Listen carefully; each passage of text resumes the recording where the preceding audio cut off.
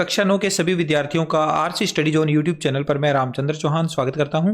प्यारे बच्चों, आज के इस वीडियो में हम परख राष्ट्रीय सर्वेक्षण 2024 यानी PRS 2024 से रिलेटेड कक्षा 9वीं के गणित विषय का 4 दिसंबर को जो एग्जाम होना है उस एग्जाम से रिलेटेड क्वेश्चंस को सोल्व करने जा रहे हैं। विभाग के द्वारा एक 100 प्रश्नों का प्रश्न बैंक जारी किया है, जिसमें से ज़्यादातर प्रश्न आपको इस एग्जाम में देखने को मिलेंगे।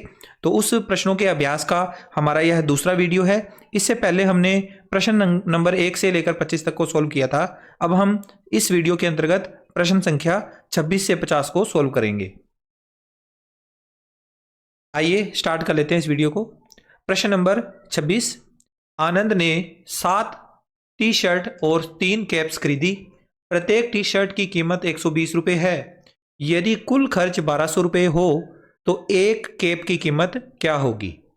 4 ऑप्शन भी हमें दिए हुए हैं। अब प्रश्न में दोबारा से ध्यान से देखो, 7 तो टी शर्ट खरीदी गई है और 3 कैप्स खरीदी गई है, यानी 3 टोपियां और 7 टी शर्ट खरीदी गई है। एक टी शर्ट की कीमत 120 रुपये दे रखी है। कुल खर्चा भी हमें दिया हुआ है। एक कैप की कीमत पूछी गई है। तो देखो, 7 टी शर्ट खरीदी है, प्रत्येक टी शर्ट की कीमत 120 रुपये है, तो सातों टी शर्ट का जो कुल मूल्य है वो आ जाएगा 7 गुणा 120, 840 रुपये। 840 रुपये तो लग गए टी शर्ट के। तो 1200 रुपये में से बाकी के जो पैसे लगे हैं वो किसके लगे हैं? 3 कैप्स के। तो 1200 में से माइनस कर दीजिए 840 को, तो बच जाएगा 360 रुपये। ये 360 रुपये किसके हैं? 3 कैप्स के हैं। तो एक कैप्स का मूल्य निकालना है तो 3 से डिवाइड कर देंगे, 120 उत्तर आ जाएगा। 120 रुपये आ गया एक कैप का मूल्य, एक टोपी का मूल्य। ऑप्शन ब में दिया हुआ है सही उत्तर, तो हम इस ब ऑप्शन को फिल कर देंगे। आगे है प्रश्न नंबर 27, सुनीता ने एक किताब और 2 पेन खरीदे। किताब की कीमत 120 रुपये है और उसने कुल 180 रुपये खर्च किए, तो पेन की कीमत क्या होगी। बिल्कुल पिछले प्रश्न की तरह है, 26वें प्रश्न की तरह है। एक किताब है और 2 पेन है। किताब की कीमत 120 रुपये है, तो बाकी 180 में से 60 रुपये बच गए। 60 रुपये के कितने पेन आए हैं? 2। तो एक पेन की कीमत कितनी हो जाएगी? 30 रुपये। ऑप्शन से सही उत्तर होगा। इसके बाद अगला प्रश्न है प्रश्न संख्या 28, विद्यालय में आने के लिए विद्यार्थी जिस साधन का उपयोग करते हैं उनके आंकड़े इस चार्ट में प्रदर्शित किए गए हैं। चार्ट के अनुसार बताइए कि किन 2 साधनों का अंतर 19 है। हमें अंतर बताना है कि किन 2 साधनों का जो अंतर है वो 19 आ रहा है। तो डायग्राम आप यहां पर ये सारणी में देखिए, यहां नीचे लिखा हुआ है छोटा छोटे अक्षरों में, अगर आपको दिख रहा है तो साइकिल के लिए तो है 32, साइकिल के कितने हैं? 32। बस के हैं 10। मैं यहां पर अलग अलग लिख देता हूं। साइकिल के तो दिए हुए हैं 32, बस का उपयोग करने वाले हैं 10, और रिक्शा उपयोग करने वाले हैं 27, मोटरसाइकिल यूज करने वाले हैं 17, स्कूटी यूज करने वाले हैं 19, और ऑटो पे आने वाले हैं 8। अब हमें 19 का अंतर निकालना है। इन सारी संख्याओं में से वो 2 संख्याएं छांटनी है जिनका घटाव करने पर 19 आता है। तो यहां दिख रहा होगा आपको 27 और 8 दोनों का घटाव करते हैं तो 19 आता है। ठीक है, 27 में से 8 घटाएंगे तो 19 आएगा। यानी रिक्शा और ऑटो का जो अंतर है वो 19 है। तो इन सारे ऑप्शन में देखो, साइकिल और बस और ऑटो, रिक्शा और ऑटो, ये स ऑप्शन में लिखा हुआ है रिक्शा और ऑटो, तो स ऑप्शन हमारा राइट हो जाएगा। ओके, आगे चलते हैं। इसके बाद अगला प्रश्न है 29वां, एक पासे को फेंकने पर निम्नलिखित में से कौन सा कथन सत्य है। प्रायिकता पर आधारित ये प्रश्न है। पासे को जब हम फेंकते हैं तो पासे के ऊपर 6 अंक होते हैं, 1 2 3 4 5 और 6। इन 6 में से कोई भी एक अंक आ सकता है। अब ऑप्शन क्या दिए हुए हैं? इनमें से एक ऑप्शन सत्य है, बाकी 3 असत्य है। देखते हैं कौन सा सत्य है। पहले खिलाड़ी द्वारा 6 प्राप्त करने का संयोग अधिक है और इसके बाद खेलने वाले खिलाड़ी द्वारा 6 प्राप्त करने का संयोग कम है। यह कथन गलत है बच्चों। अगर पासा फेंकने वाले 3 खिलाड़ी हैं तो तीनों के ही क्या होंगे? 6 आने की प्रायिकता सबके लिए सेम होगी। किसी के भी 6 आ सकता है, जरूरी नहीं है कि जो पहली बारी फेंकेगा उसी को ही 6 मिलेगा, बाकियों को 6 मिलेगा नहीं। ये गलत है। आगे है दूसरा, पहले खिलाड़ी द्वारा 6 प्राप्त करने का संयोग कम है और इसके बाद खेलने वाले खिलाड़ी द्वारा 6 प्राप्त करने का संयोग अधिक है। तो ये इसका उल्टा है, लेकिन ये भी गलत होगा क्योंकि 6 को प्राप्त करना प्रत्येक खिलाड़ी के लिए बराबर है, प्रायिकता रखता है। ये दोनों ही कथन में बता रहा है कि एक के लिए अधिक है, दूसरे के लिए कम है, तो ये चीज दोनों ही असत्य हो गई। आगे तीसरा, यदि दूसरा खिलाड़ी 6 प्राप्त कर लेता है तो इसका मतलब है कि तीसरे खिलाड़ी द्वारा 6 प्राप्त करने का कोई संयोग नहीं है। ये भी सरासर गलत है। अगर दूसरे खिलाड़ी को 6 आ गया तो तीसरा खिलाड़ी जब पासा फेंकेगा तो उसको ऐसा तो है नहीं कि पासे का 6 गायब हो जाएगा, पासे का 6 तो बचा ही रहेगा, तो उसको भी 6 वापस आ सकता है। तो इसका मतलब क्या हुआ, ये कथन भी गलत है। लास्ट रह गया द, प्रत्येक खिलाड़ी द्वारा 6 प्राप्त करने का संयोग समान है। ये बात सही है। 6 प्राप्त करने के लिए प्रत्येक खिलाड़ी को समान उसमें अवसर मिलते हैं। एक खिलाड़ी द्वारा 6 प्राप्त करने का परिणाम अन्य खिलाड़ियों के संयोग को, आगे अगले पेज पे चला गया, प्रभावित नहीं करता है। तो ये बिल्कुल सही कथन है। द ऑप्शन में जो बात लिखी हुई है वो बिल्कुल एकदम से एक्यूरेट बात है कि पासे के ऊपर 6 को प्राप्त करने का संयोग जो है वो सभी के लिए समान होगा, चाहे 2 खिलाड़ी हैं, चाहे 3 खिलाड़ी खेल रहे हैं, चाहे 10 खिलाड़ी खेल रहे हैं। पासे के प्रत्येक अंक को प्राप्त करने की प्रायिकता प्रत्येक खिलाड़ी के लिए बराबर होगी, क्योंकि पासा एक समप्रायिक प्रयोग है। पासे को फेंकना एक समप्रायिक है, वो प्रत्येक के लिए उसकी प्रायिकता समान रहेगी। आगे है प्रश्न नंबर 30वां। इस दंड आलेख को ध्यान से देखिए और बताइए कि किन वर्षों में विद्यार्थियों की संख्या ठीक दुगनी है। दुगनी बतानी है। तो जैसे आप इस डायग्राम में देखो, ये हमारे पास एक दंड आलेख दिया हुआ है, बार ग्राफ कहते हैं जिसे हम। इसमें अलग अलग सत्र में संख्या दे रखी है और संख्या के लिए अब हम यहां पर देखो 2003-4 में संख्या है 100, 4-5 में संख्या है 200, 5 और 6, 2005 और 6 में है 250, 2006 और 7 के बीच में है 300 और 7 और 8 के बीच में है 350। अब पूछा क्या गया है, किन वर्षों में विद्यार्थियों की संख्या ठीक दुगनी है, यानी एक दूसरे की दुगनी है। तो इन दोनों में देखो, ये वाली जो संख्या है ना 4-5 में, ये इस 3-4 की दुगनी है। 2003-2004 में जो संख्या है वो कम है, आधी है इस 2004-5 की तुलना में। तो आपस में इन दोनों को आप देखो, एक दूसरे की ये दुगनी है, ये वाली संख्या की दुगनी है ये। तो ब ऑप्शन में दिया हुआ है 2003-4 व 2004-5, ये ऑप्शन हमारा सही हो जाएगा। बाकी कहीं पर भी दुगना नहीं आ रहा। इन दोनों में एक दूसरे, ये जो दूसरा 2004-5 वाला है ये इसका दुगना है, तो इसका ब ऑप्शन हमारा राइट है। इसको हम टिक करना है या आप ब्रैकेट में फिल कर सकते हो। आगे है सवाल नंबर 31।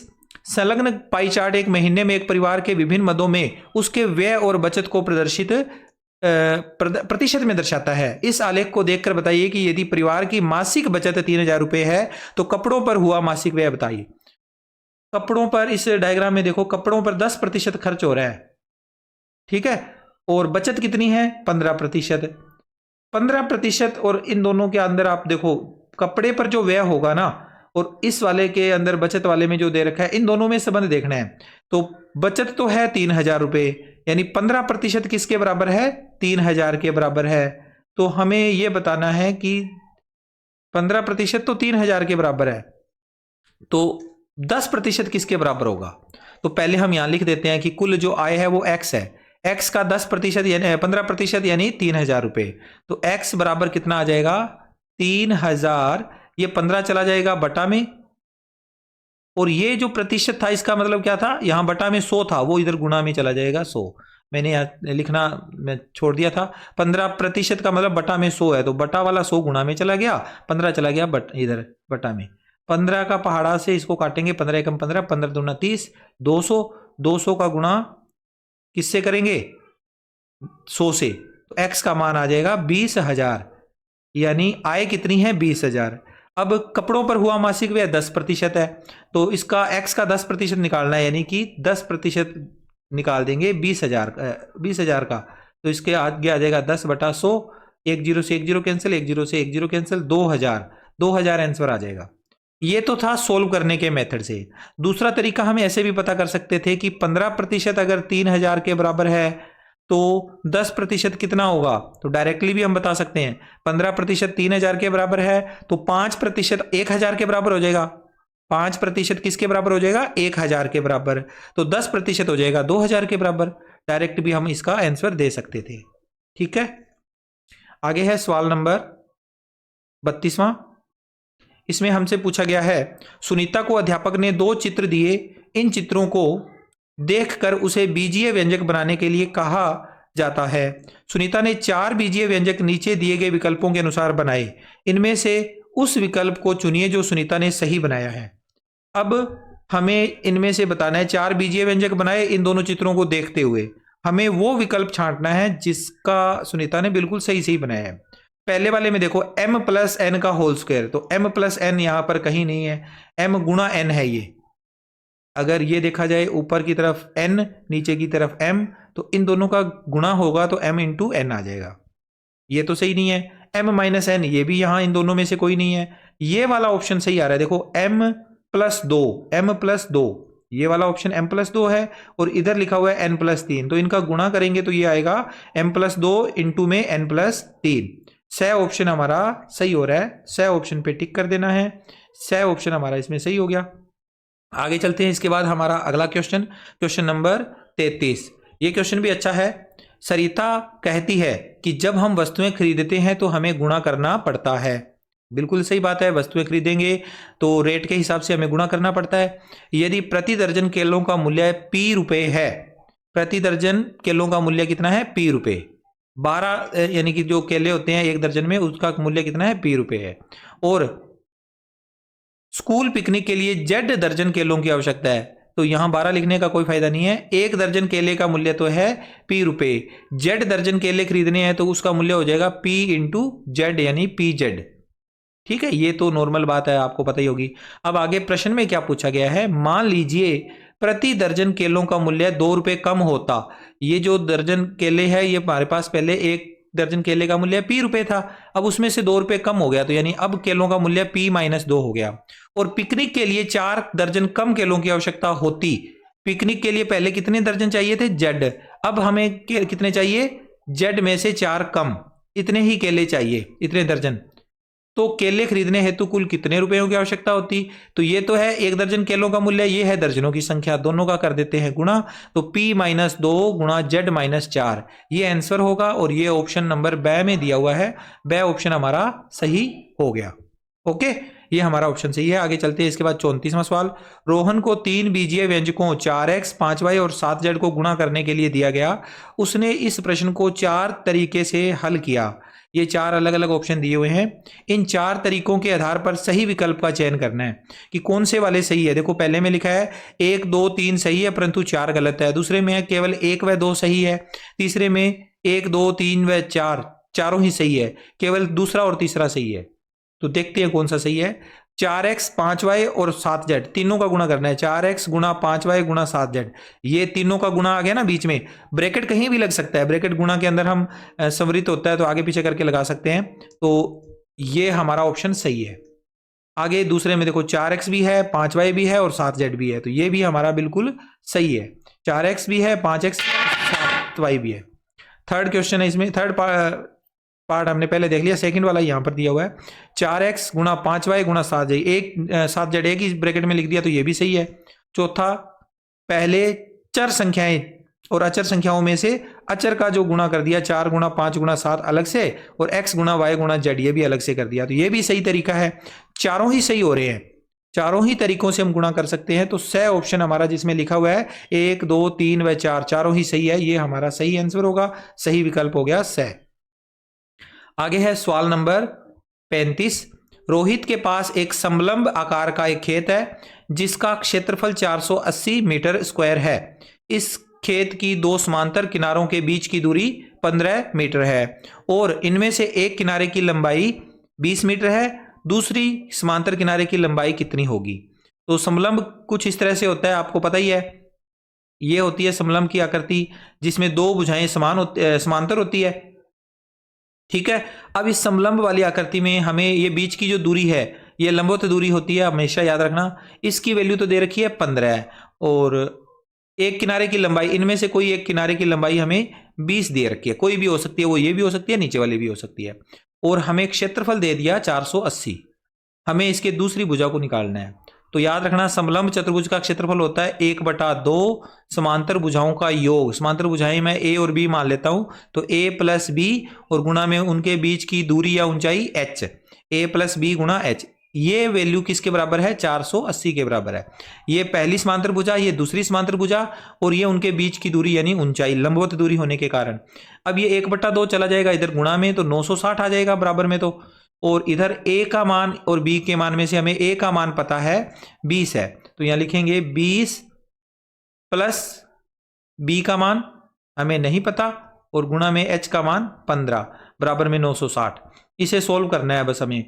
20 और b दोनों एज इट इज लिखे जाएंगे, 20 प्लस b, और बराबर में 960 के बटा में चला जाएगा 15। ठीक है ना, ये जो 15 गुणा में था ये बटा में चला गया, तो 20 प्लस b का मान आ जाएगा। इसको सोल्व करेंगे, 15 के पहाड़े से काटेंगे, 15 छिके 90, कितने बच गए 6, 6 और 0 60, 15 चौके 60, 64 आ गया।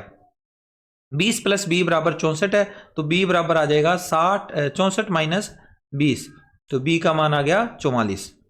ऑप्शन ए 44 दिया हुआ है, ये हमारा एकदम से सही आंसर है। ठीक है, आगे चलते हैं। इसके बाद हमारा अगला सवाल है 36वां। सीमा के घर के फर्श में समचतुर्भुज के आकार की 300 टाइलें लगी है। इनमें से प्रत्येक के विकर्ण 45 एवं 30 सेंटीमीटर के हैं। 4 रुपए प्रति वर्ग मीटर की दर से इस फर्श को पॉलिश कराने हेतु सीमा को कितने धनराशि की आवश्यकता होगी। तो पहले तो ये देखो, जो माप है ना वो हमें सेंटीमीटर में दे रखी है, टाइलों की संख्या 3000 है और जो दर है वो 4 रुपए प्रति वर्ग मीटर की दर है। तो चीजें ध्यान में रखने वाली है इसमें। तो पहले तो एक समचतुर्भुज का क्षेत्रफल क्या होता है, 1/2 गुणा विकर्णों का गुणनफल। विकर्ण हमारे पास कौन कौन से हैं, एक तो है 45 और दूसरा है 30, इनका गुणा करना है। तो 2 से ये 30 कट जाएगा 15 पे, तो एक टाइल का क्षेत्रफल आ जाएगा 45 इंटू 15। 15 का गुणा करेंगे इसमें, 15 5 75, 75 का 5 हासिल 7, 15 चौके 60, 60 और 7 67, 675 ये सेंटीमीटर स्क्वायर आया है एक टाइल का। टोटल टाइलें हैं 3000 से इसका गुणा होगा। गुणा करने के बाद जो आंसर आएगा वो 3000 टाइलों का क्षेत्रफल आ जाएगा वर्ग सेंटीमीटर में। परंतु हमारे पास जो दर है ना वो मीटर में है, इसलिए हम इसी को ही मीटर में अब चेंज कर लेते हैं। मीटर में बदलने के लिए देखो, एक मीटर में 100 सेंटीमीटर होते हैं, तो 100 से भाग देते हैं हम।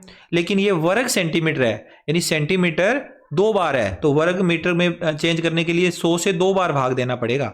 तो 675 गुणा 3000 बटा में 100 गुणा 100, जीरो में कटेगी, ये जीरो इसके साथ, ये वाली जीरो इसके साथ, ये वाली जीरो इसके साथ, ये आ जाएगा। 3 का गुणा करेंगे 675 के साथ, तो आएगा हमारे पास 3 5 75 और 3 5 15 और इंटू में हमारे पास है आगे 7 है, तो 3 7 21, 21 और 1 15 वाली हासिल 22, हासिल बच गई 7, 2 6 18 और 2 20 और बटा में इसके 10 तो है ही।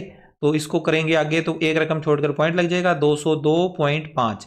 ये टोटल एरिया आ गया, ये टोटल एरिया है। इसको हम 4 रुपए से गुणा कर देंगे, 202.5 का गुणा 4 से करेंगे, तो गुणा करेंगे 4 5 20 की 0 हासिल 2, 4 दूनी 8, 8 और 2 हासिल 10, 10 की 0 हासिल 1, 4 0 0 0 और 1 1, 4 दूनी 8, 8 का 8, पॉइंट के बाद में 1 डिजिट है, तो यहाँ पॉइंट के बाद में 1 डिजिट आएगा, यानी 810 इसका फाइनल आंसर आया। 810 सही ऑप्शन में दिया हुआ है, सही ऑप्शन हमारा राइट हो गया। आगे चलते हैं। इसके बाद अगला सवाल नंबर 37। सुमित के पास एक घनाभाकार बॉक्स है जिसकी लंबाई इतनी है, चौड़ाई इतनी है और ऊंचाई भी दे रखी है। वह इस बॉक्स को रंगना चाहता है। उसने पेंट के 1 लीटर से 10 वर्ग मीटर क्षेत्रफल रंगने की क्षमता का उपयोग किया है।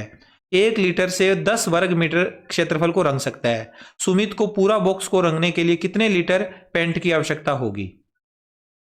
तो पहले तो हम इस वाले जो वर्ग का जो घनाभाकार बॉक्स है ना, इसका कुल पृष्ठीय क्षेत्रफल निकालेंगे, फिर जो भी आएगा उसे हम मीटर स्क्वायर में चेंज करेंगे। ये सेंटीमीटर में माप दे रखी है ना, इसको हम मीटर में बदल लेंगे और मीटर में बदलने के बाद जो आंसर आना है हमारा, वह आंसर किस में आएगा, मीटर स्क्वायर में। मीटर स्क्वायर में आ जाएगा वर्ग, इसका जो क्षेत्रफल है वो। फिर हम लिखेंगे कि हमारे पास कितना है और कितने लीटर की आवश्यकता होगी, वो बाद में करेंगे। पहले देखो, फार्मूला होता है घनाभ के आकार के किसी भी बॉक्स का पृष्ठीय क्षेत्रफल निकालने का, क्षेत्रफल 2 गुणा LB plus BH plus HL।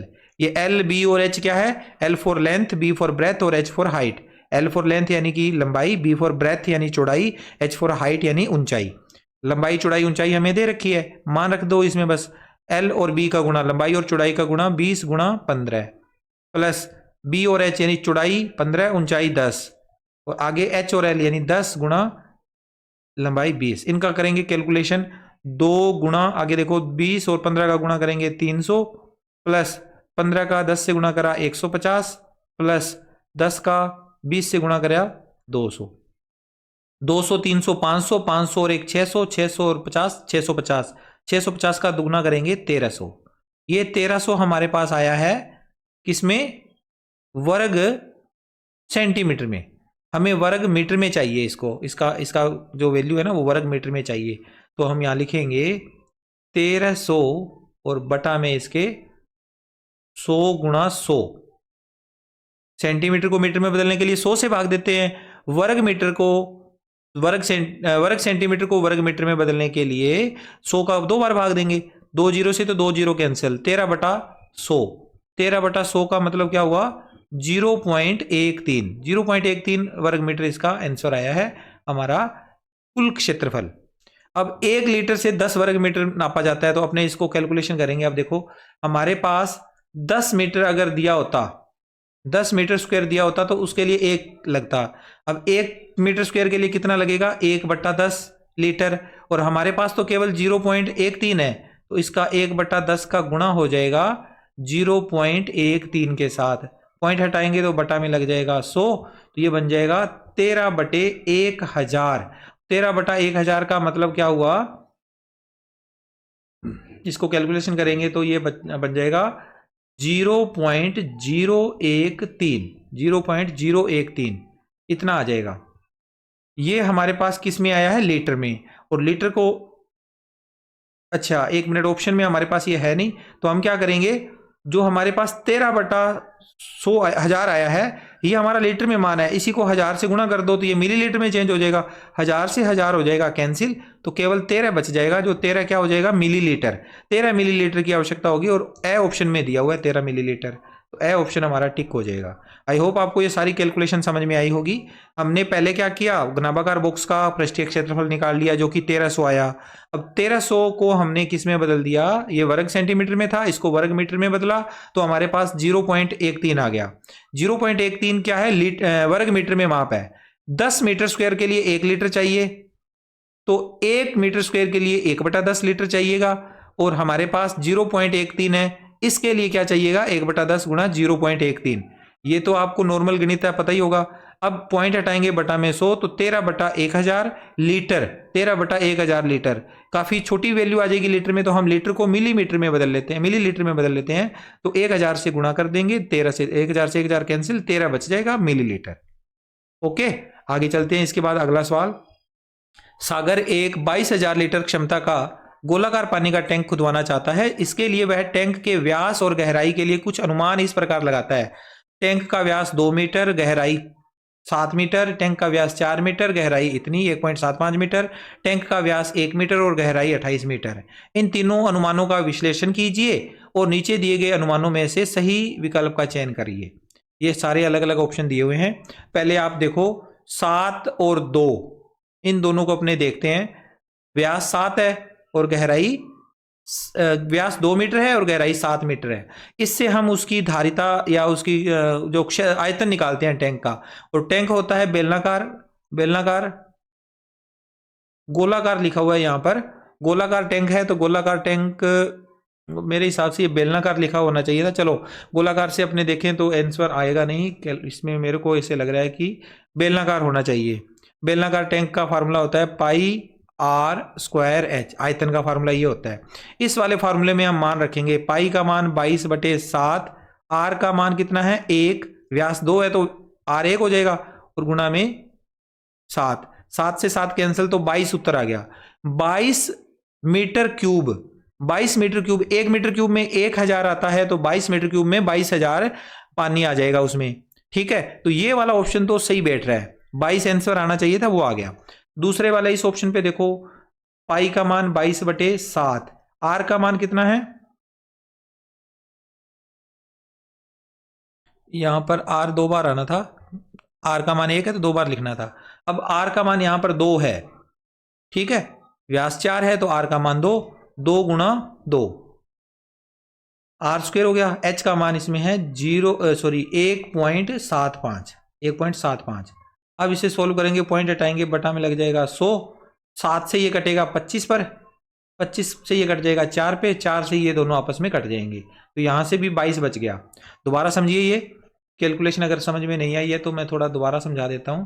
हमारे पास इस वाले क्वेश्चन में व्यास कितना है 4 मीटर, तो इसका त्रिज्या कितनी आएगी 2 मीटर। तो फार्मूले के हिसाब से अगर मान रखेंगे 22/7 गुणा आर स्क्वायर यानी 2 गुणा 2, और h का मान 1.75 है, 1.75 का पॉइंट हटाएंगे, बटा में लग जाएगा 100, 7 के पहाड़े से ये कटेगा, 7 एकम 7, 7 दूनी 14, और 3 बच गया यहाँ पे, 3 और 5 35, 7 5 35, 25 पे कट गया, 25 के पहाड़े से 100 कट जाएगा 4 पर, 4 आ गया यहाँ पर। अब 4 से ये दोनों 2 गुणा 2 4 कट गए, तो 22 आंसर आ गया, यानी दूसरा ऑप्शन भी हमारा सही बैठ रहा है। अब तीसरा रह गया, टैंक का व्यास 1 मीटर और गहराई 28 मीटर है, तो इसको भी चेक करते हैं। व्यास तो है 1 मीटर, तो उसकी त्रिज्या हो जाएगी 1/2 मीटर, त्रिज्या का गुणा 2 बार होता है फार्मूले के अकॉर्डिंग, पाई आर स्क्वायर होता है, और गुणा में त्रिज्या के बाद ऊंचाई h 28 है, तो 7 से कटेगा 28 4 पर, इस 4 से ये दोनों 2 कट जाएंगे, तो यहां से भी 22 आंसर आ रहा है। तो तीनों ही आंसर जो है 22 आ रहे हैं, तो इसका मतलब 22,000 लीटर तीनों में ही आ जाएगा। तो तीनों कथन सत्य है, तो यहां स ऑप्शन में दिया हुआ है, फर्स्ट सेकंड और थर्ड तीनों सही है, स ऑप्शन पे टिक कर दीजिए। 38वां क्वेश्चन हमारा यहां पर कंप्लीट हो जाता है। अब 39वें क्वेश्चन में देखो, यदि -3 की पावर m+1 गुणा -3 की पावर 5 बराबर -3 की पावर 7 है, तो m का मान बताओ। तो -3 की पावर m+1 गुणा में -3 की पावर 5, तो पावर अगर अलग अलग है, आधार समान है, तो पावरों के बीच में अगर यहां पर गुणा है तो जोड़ हो जाएगा पावरों का, m+1 + 5, इनका जोड़ होकर -3 की पावर 7, यानी ये और ये आपस में बराबर होंगे। m+6 किसके बराबर होगा, 7 के बराबर होगा, 1 और 5 6 होते हैं, तो m+6 बराबर 7, तो इस m की जगह पर क्या आना चाहिए, 1 आना चाहिए, तभी तो 7 बनेगा। तो m का मान क्या हुआ, स ऑप्शन में दिया हुआ है 1, स ऑप्शन हमारा राइट हो गया। अगले क्वेश्चन में देखिए, पैटर्न को देखते हुए रिक्त स्थानों की पूर्ति कीजिए। पैटर्न देखकर हमें रिक्त स्थानों को भरना है। 121 11 का स्क्वायर है, आगे है 1 2 3 2 1 1 1 1 3 बार आ गया इसका स्क्वायर, और यहां पर देखो 1 2 अंक 2 ही मैक्सिमम गया है, तो 2 बार इसमें लग गए 1, इसमें 1 2 3 अंकों तक गया है ये काउंटिंग में, तो 3 बार 1 1 आ गया।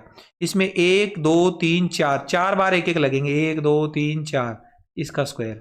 इसमें 1 2 3 4 5 के बाद में वापस नीचे शुरू हो रहा है, तो इसका मतलब 5 बार 1 लग जाएगा, और इसका स्क्वायर 4 बार 1 और 5 बार 1, 4 बार, और इसमें आ गया 6 बार, तो ये तो ऑप्शन नहीं है। 4 बार और इसमें है 5 बार, तो ये स ऑप्शन हमारा सही है, स ऑप्शन बिल्कुल राइट है। आगे क्वेश्चन नंबर 41, दिए गए आंकड़ों के आधार पर किसी कक्षा की उपस्थिति दंड आलेख में गलत दर्शाई गई है। किसकी गलत दर्शाई गई है वो बतानी है। कक्षा 6 में 15 है, कक्षा 6 में 15 नहीं, कक्षा 6 में तो 10 है, तो ये पहला ही हमारा गलत हो गया।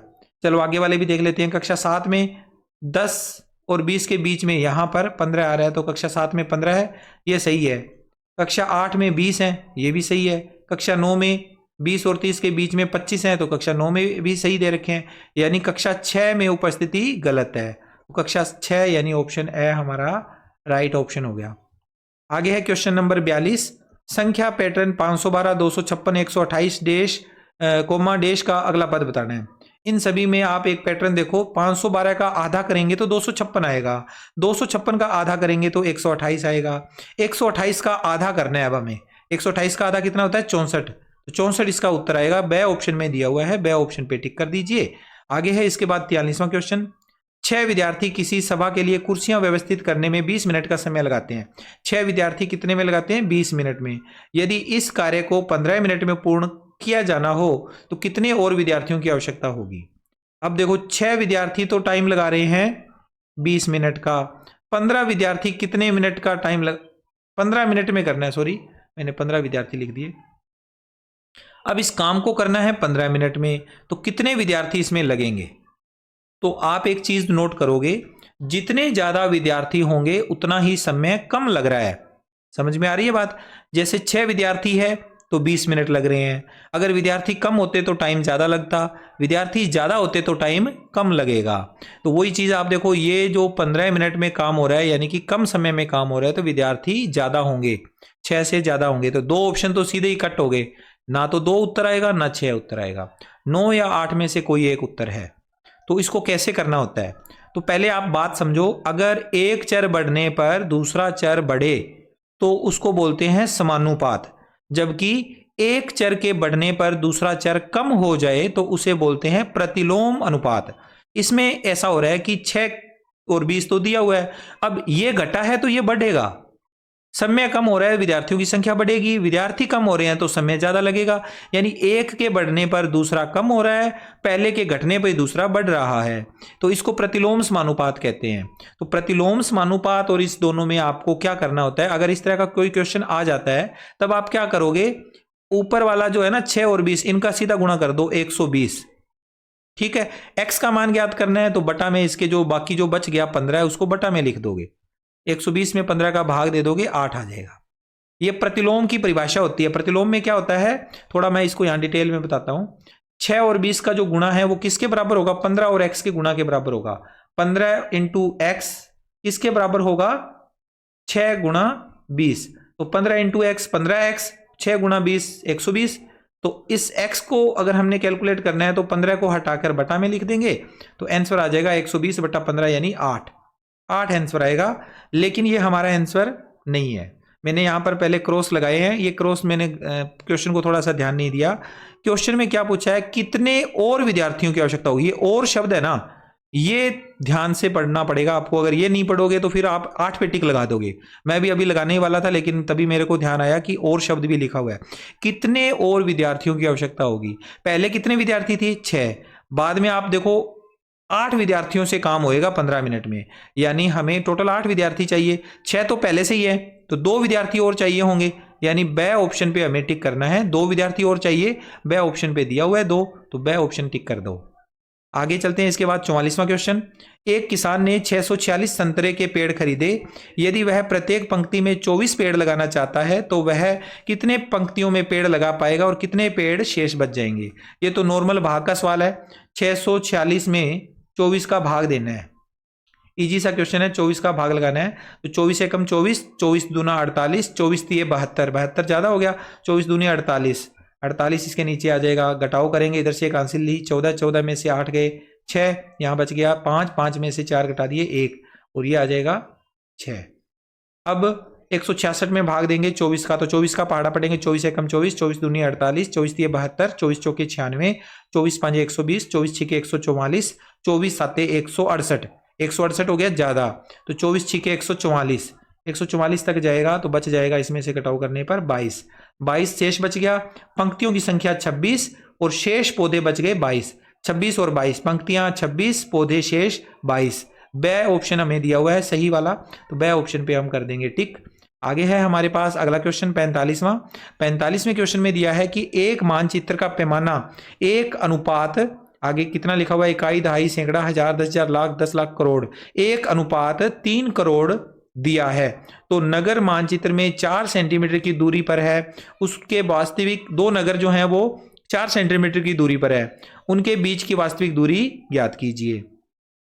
1 अनुपात 3 करोड़ का मतलब क्या है, अगर दूरी 3 करोड़ होगी तो उसे 1 सेंटीमीटर में दिखाया गया है, 1 सेंटीमीटर में और 3 करोड़ सेंटीमीटर में, ये मतलब फर्क होता है, क्योंकि पैमाने में हम इतना दिखा नहीं सकते। वैसे आप इस डायग्राम को देखोगे तो आपको एक चीज और समझ में आएगी। यहां पर आपको देखो एक ग्राफ के अंदर दिख रहा होगा 1 सेंटीमीटर बराबर 300 किलोमीटर, तो इसको देखकर भी आप आइडिया लगा सकते हो कि 4 सेंटीमीटर की दूरी पर 2 शहर हैं, महानगर हैं या 2 नगर हैं, तो 1 सेंटीमीटर में 300 किलोमीटर आते हैं, तो 4 सेंटीमीटर में 4 इंटू 300 1200 किलोमीटर आएगा, ब ऑप्शन सही हो जाएगा। लेकिन अगर सपोज करो कि ये ना लिखा होता, हमें ये अनुपात दिया होता, तब कैसे सवाल करते, तो हमें यहाँ पर ये दिया हुआ है 1 अनुपात 3 करोड़, यानी 1 इकाई 3 करोड़ इकाई का मान रखती है। तो 4 सेंटीमीटर है, तो 4 सेंटीमीटर के लिए कितना हो जाएगा, ये 3 करोड़ जो है ना इसके गुणा में आ जाएंगे, 3 करोड़ का इसके साथ हो जाएगा गुणा, ठीक है। अब ये 4 इंटू 3 करोड़ यानी कि 12 करोड़ हो गया सेंटीमीटर, जबकि हमें दूरियां निकालनी होती है किलोमीटर में, तो इसको किलोमीटर में बदल लीजिए। सेंटीमीटर को मीटर में बदलना है, पहले तो 100 से भाग दे दीजिए, ये आप मीटर में बदल गया। मीटर में बदलने के बाद इसे फिर से मीटर को किलोमीटर में बदलने के लिए 1000 से भाग देना होता है, तो 1000 से भाग दे दीजिए। अब इसको कैलकुलेट कर लीजिए, 0 से 0 कैंसिल, 0 से 0 कैंसिल, 0 से 0 कैंसिल, 0 से 0 कैंसिल, 0 से 0 कैंसिल, 4 इंटू 300 बच गया, 4 इंटू 300 यानी 1200 इसका आंसर होगा। और ये ऑप्शन हमें ब में लिखा हुआ मिला 1200 किलोमीटर, ब ऑप्शन हमारा सही हो गया। ठीक है, आगे चलते हैं। इसके बाद अगला सवाल, एक साइकिल का मूल्य 3525 रुपये है, तो ऐसी 45 साइकिलों का मूल्य क्या होगा। आसान सा क्वेश्चन है, गुणा ही करना है। एक साइकिल का मूल्य 3525 है, 45 का मूल्य निकालना है, तो 45 के साथ इसका गुणा करना है। तो पहले 5 का गुणा करेंगे, 5 5 25 का 5, हासिल बची 2, 5 2 10, 10 2 12, हासिल 1, 5 5 25 और 1 26, हासिल फिर 2, 5 ये 15 और 2 17। 5 का गुणा होने के बाद अब 4 का गुणा करेंगे, 4 5 20, 4 दूनी 8, 8 और 2 हासिल 10, 10 की 0, हासिल फिर 1, 4 5 20 और 1 21, हासिल 2, 4 3 12 और 1 12 और 2 13, 4 3 12 और 2 14, यहाँ आ जाएगा। यहाँ कितना था दोबारा से देख लो, 4 5 20 की 0, हासिल 2, 4 दूनी 8 2 10, हासिल कितनी आई 1, और 4 5 20 और 1 21, हासिल 2, 4 3 12 और 2 14। अब जोड़ करते हैं इसका, 5 2 6 8 5 1 15 86 25, 1,58,625, 1,58,625 सही ऑप्शन दिया हुआ है, इसको अपने टिक करना था। आसान सा क्वेश्चन था ये, इजीली हो गया। आगे है क्वेश्चन नंबर 47, एक छात्रावास में 100 विद्यार्थी हैं और उनके लिए भोजन की सामग्री 20 दिन के लिए पर्याप्त है। यदि इस समूह में 25 विद्यार्थी और आ जाए तो यह भोजन सामग्री कितने दिन चलेगी। तो पीछे हमने एक क्वेश्चन किया था, उसके तरह ही क्वेश्चन है। 100 विद्यार्थियों के लिए तो है 20 दिन चलेगी, और 25 विद्यार्थी और आ गए, यानी कि अब विद्यार्थियों की संख्या 125 हो गई, तो कितने दिन के लिए ये सामग्री चलेगी, x दिनों के लिए मान लेते हैं। अब ये क्वेश्चन हमने करना है, कैसे होगा ये क्वेश्चन। तो पहले मैंने आपको बताया था, एक वस्तु के बढ़ने पर या एक मान बढ़ने पर दूसरा मान अगर कम होता है तो वह प्रतिलोम समानुपाती होता है, और अगर दोनों एक दिशा में बढ़ रहे हैं और एक ही दिशा में घट रहे हैं तो वो सीधा समानुपाती होता है। अब ये देखो, 100 विद्यार्थी है, 20 दिन का खाना है, अगर विद्यार्थी बढ़ेंगे तो खाने के दिनों की संख्या कम होगी, यानी एक मान बढ़ने पे दूसरा मान घट रहा है, यानी प्रतिलोम समानुपाती है। और प्रतिलोम समानुपाती में क्या करना होता है, इन दोनों का गुणा करना है और इन दोनों का गुणा करना है, बराबर कर देना है एक दूसरे के। 125 गुणा x बराबर 100 गुणा 20, x का मान निकालना है तो ये आ जाएगा 100 गुणा 20 बटा 125। 25 के पहाड़े से काटेंगे इसे, 25 चौके 100, 25 पांजे 125, 5 के पहाड़े से काटेंगे 5 चौके 20, तो x का मान आ जाएगा 4 गुणा 4 यानी 16। 16 दिन के लिए सामग्री पर्याप्त रहेगी, अगर 25 विद्यार्थी और आ जाते हैं तो द ऑप्शन में दिया हुआ है, द ऑप्शन को अपने टिक कर देंगे। आगे बढ़ते हैं। इसके बाद अगला सवाल, सवाल नंबर 48, निम्नलिखित में से कौन प्रतिलोम अनुपात में है। प्रतिलोम अनुपात हमने बताना है कौन सा है। परिभाषा तो मैंने आपको बता दी कि एक मान बढ़ने पर दूसरा मान कम हो जाए या दूसरा मान बढ़ने पर पहला मान कम हो जाए, तो उसको हम बोलते हैं प्रतिलोम समानुपात। चलो देखते हैं, किसी कार्य पर लगे व्यक्तियों की संख्या और उस कार्य को पूरा करने में लगा समय, यह प्रतिलोम समानुपात है, प्रतिलोम अनुपात है। क्यों? क्योंकि जितने ज्यादा व्यक्ति होंगे उतना ही कम समय लगेगा। व्यक्ति बढ़ने पर दिनों की संख्या या समय बढ़ेगा नहीं, व्यक्ति बढ़ने पर घटेगा, यानी यह प्रतिलोम समानुपात है। एक समान चाल से किसी यात्रा में लिया गया समय और तय दूरी, समय और दूरी में बताना है, चाल समान है, जैसे जैसे समय बढ़ेगा दूरी बढ़ती जाएगी, तो ये तो सीधा समानुपात हो गया। समय बढ़ने पर दूरी बढ़ती है। मान लो हमने 5 घंटे यात्रा करी तो दूरी मान लो 100 की स्पीड से जा रहे हैं तो 500 किलोमीटर होगी, 6 घंटे में 600 किलोमीटर, 7 घंटे में 700 किलोमीटर, समय बढ़ने पर दूरी भी बढ़ रही है, तो ये तो सीधा समानुपात का उदाहरण है, तो ये हमारा प्रतिलोम नहीं है। खेती की गई भूमि का क्षेत्रफल और काटी गई फसल, खेती की गई भूमि का क्षेत्रफल और काटी गई फसल। तो क्षेत्रफल बढ़ेगा तो काटी गई भूमि का क्षेत्रफल भी बढ़ेगा। भूमि अगर हमने खेती ज्यादा भूमि पर करी है तो काटी गई फसल का जो मान है वो भी ज्यादा होगा। तो इसका मतलब ये भी सीधा समानुपात है। एक निश्चित यात्रा में लिया गया समय और वाहन की चाल, ये समझने वाला है। समय और चाल, देखिए चाल अगर ज्यादा है, स्पीड अगर ज्यादा है तो कम समय लगेगा, समय अगर ज्यादा है तो चाल, दोनों में आपस में एक दूसरे के उल्टा हो रहा है। ये चाल बढ़ने पर समय घटेगा, समय बढ़ने पर चाल घटेगी।